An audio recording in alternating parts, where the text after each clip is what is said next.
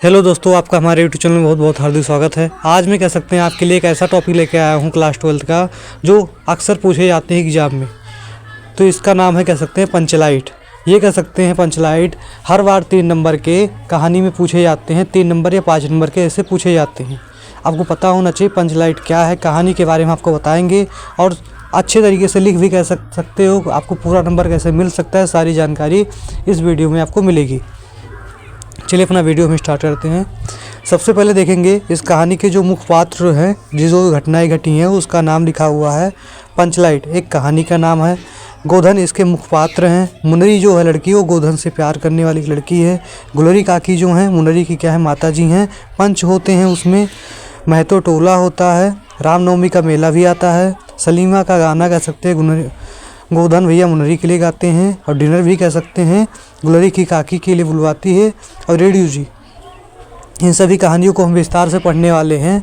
अतः आपको ये कह सकते हैं कमेंट में ज़रूर बताएं कि आपको कैसा लगा ये हमारा वीडियो। चलिए हम कह सकते हैं कैसे लिखते हैं, शॉर्ट से शॉर्ट तरीके में आपको हम बताएंगे। चलिए देखिए हमारी वीडियो को आप। पंचलाइट कहानी परेश्वर नाथ रेणु जी की एक आंचलिक कहानी है। इस कहानी में बिहार के पिछड़े गांव का परिवेश का बहुत सुंदर चित्रण किया गया है। इस कहानी में हम पढ़ेंगे कि पहले के समय में कैसे गांव में लोग छोटे छोटे बातों पे खुशियां मनाते थे, आराम से रहते थे, एक दूसरे की खुशियों को बांट के रखते थे, देखते थे, एंजॉय करते थे, जो आज के समय में नहीं है। तो इस कहानी को हम कह सकते हैं ऐसे सबसे शॉर्ट तरीके में लिख सकते हैं कि पंचलाइट कहानी परेश्वर नाथ रेणु जी की एक आंचलिक कहानी है। इस कहानी में बिहार में एक पिछड़े गाँव के परिवेश का बहुत सुंदर चित्रण किया गया है। तो चलिए आगे देखिए। इस पंचलाइट कहानी में एक गांव रहता है। उस गांव में क्या होते हैं, गोधन नामक एक लड़का रहता है, जो गांव की मुनरी नामक एक लड़की से प्रेम करता है। वही पुरानी कहानी रहती है, जैसे सब गांव में घटता है घटना, वैसे इस गांव की भी एक घटना है। जो एक गांव में कह सकते हैं गोधन नामक एक लड़का है, जो गाँव की मुनरी नामक एक लड़की से प्रेम करता है। अभी देखिए आगे कहानी कितनी आसान और सरल बनती जा रही है। बस सुनते रहिए हमारी बातों को ध्यान से। अब आगे हम देखेंगे, मुनरी की मां ने गांव के पंचों से गोधन की शिकायत की थी कि यह उसके घर के सामने से सिनेमा का गाना गाता हुआ निकलता है। जो मुनरी की कह सकते हैं माता जी थी, वो गोधन की पंचों की शिकायत की थी कि जब कह सकते हैं गोधन उनके कह सकते हैं घर के कहीं गुजरता है तो सिनेमा का गाना गाता हुआ गुजरता है, मतलब उनकी बेटी को छेड़ता है। फिर कह सकते हैं इस कारण से गाँव के पंचों ने उसे बिरादरी से निकाल रखा था। तो कह सकते हैं गांव वालों ने उनको क्या किया था, गोधन को अपने बिरादरी से निकाल दिया था। एक दिन रामनवमी के मेले से गांव वाले एक पंचलाइट खरीद लाते हैं, जिसको पहले आप कहते थे लामटेम, वही क्या होता है, पंचलाइट होता है। जो गांव वाले कह सकते हैं पैसा इकट्ठा करके खरीद लेके आते हैं। जो पैसे बचे उसे पूजा पाठ की सामग्री ले ली। सभी गाँव लोग पंचलाइट देखने के लिए बहुत उत्साहित थे। गाँव का जो कह सकते हैं मुखिया था, सभी से थोड़ा थोड़ा पैसा इकट्ठा करके एक पंचलाइट खरीदा था। और पंचलाइट खरीदने के बाद उसने गांव वालों से कहा कि इसको कह सकते हैं गांव वाले सब साथ में बैठ के और पूजा पाठ करके हम जलाएंगे, जिससे कह सकते हैं इसके जलने से जो प्रकाश हो वो कह सकते हैं हमारे गांव के उजाला करे, मतलब कह सकते हैं हमारे भविष्य को अच्छा करे। तो कह सकते हैं सब पंचलाइट खरीद लाते हैं, पूजा पाठ की सामग्री खरीद लाते हैं। फिर आगे देखिए भी क्या होता है।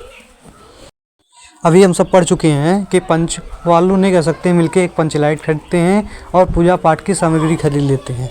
परंतु समस्या उठती है कि पंचलाइट जलाएगा कौन। मतलब सारी तैयारी करके जब कह सकते हैं गांव वाले एक टोली में बैठते हैं, तब क्वेश्चन उठता है इसको जलाएगा कौन, क्योंकि कोई जलाना जानता ही नहीं था। तो कि सीधे साधे लोग जलाना ही नहीं जानते थे। मुनरी को पता था, भाई मुनरी को पता था कि गोधन हमारा जला सकता है, लेकिन कह सकते हैं वो डायरेक्टली जाके पंचों से कहेगा, तब तो शक करेंगे पंचों वाले ने कि कह सकते हैं गोधन की अकेले गलती नहीं थी, मुनरी भी लाइन देती होगी, तभी कह सकते हैं वो गाना गा के हुए निकलता था। अब वह चतुराई से अपनी सहेली कनेली के माध्यम से यह बात पंच तक पहुँचा देती है। जो कह सकते हैं मुनरी होती है कि जो गोधन होता है वो जला लेता है। और कह सकते हैं इस बात को क्या होता है, पंचों के द्वारा अपने कह सकते हैं जो कनेली सहेली होती है उसके माध्यम से पंचों तक बात पहुंचा देते। क्योंकि जो दूसरे पंच वाले होते हैं, इन पंच वालों के मजा लेते हैं कि नाचो कूदो, ये पंच आपका पंचलाइट जल जाएगा, कह सकते हैं ऐसे वो उल्टा बैठ जाओ, ऐसे हो जाओ, उल्टा सीधा बहुत बोल रहे थे। तो वो कह सकते हैं पंचों की बहुत बदनामी हो रही थी। तो कह सकते हैं गुलरी जो होती है अपने सहेली कनेली के द्वारा पंचों तक ये बात पहुंचाती है कि गोधन इस पंचलाइट को जला सकता है, उसको पता होता है। अब पंच गोधन को पुनः बिरादरी में शामिल कर लेते हैं, क्योंकि भाई कह सकते हैं उनकी मजबूरी आ जाती है, क्योंकि कह सकते हैं पंच लाइट अगर जलाया नहीं जाएगा तो दूसरे बिरादरी वाले इनका मज़ा ले रहे थे कि ऐसे बैठ जाओ, उल्टा बैठ जाओ, मुर्गा बन जाओ, आपका पंच लाइट जल जाएगा। तब क्या होता है, गोधन को बुलाना पड़ता है। कह सकते हैं जो पंच होते हैं वो एक आदमी को भेजते हैं कि जाइए गोधन को बुला लाइए, लेकिन गोधन भाई गुस्सा रहता है, गोधन की इज्जत गई थी, क्यों वो आए। कहता है कि जाओ गुलरी काकी आएंगी तभी हम आएंगे, वरना नहीं आएंगे। तो जो कह सकते हैं आपको मुनरी की माता जी होती हैं, गुलरी काकी शिकायत की रहती हैं उसकी, अब वो उसे बुलाती जाती हैं, और जब बुलाने जाती हैं तो प्यार से बुलाती हैं, तब वो चला आता है। आप देखिए आगे क्या होता है कि पंच वाले उसको पुनः कह सकते हैं बिरादरी में शामिल कर लेते हैं और पंच लाइट को जला देता है। गोधन जो होता है पहले कह सकते हैं पंच लाइट नहीं जला पाता है, लेकिन कह सकते हैं तब भी कह सकते हैं नारियल के तेल के द्वारा उस कह सकते हैं पंच लाइट को जला देता है।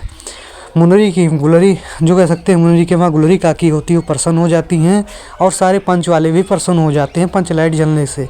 अब क्या होता है कि गोधन को शाम को भोजन के लिए आमंत्रित करती हैं। जो कह सकते हैं गुलरी काकी होती हैं मुनरी की माता जी, वो क्या करती हैं गोधन को प्रसन्न होकर शाम को इनवाइट करती हैं। मतलब कह सकते हैं गोधन भैया का भी काम हो चुका है, ये समझ लीजिए आप।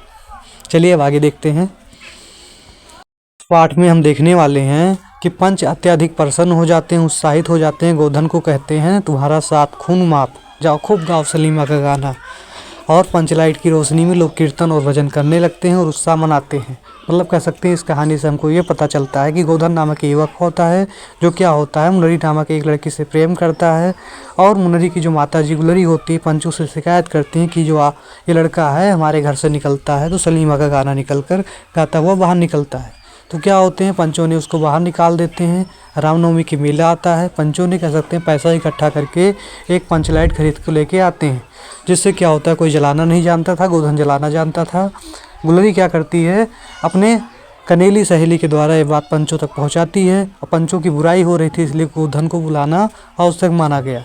गोधन आता है अपने जुगाड़ से कलाकारी से उस पंच लाइट को जला देता है, सभी खुश हो जाते हैं, गोधन की तारीफ़ करते हैं।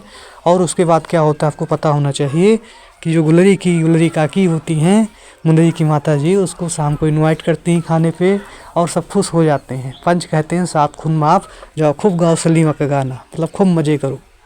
गोधन भैया का काम हो गया। इस कहानी को आप ऐसे समझ सकते हो, पढ़ सकते हो।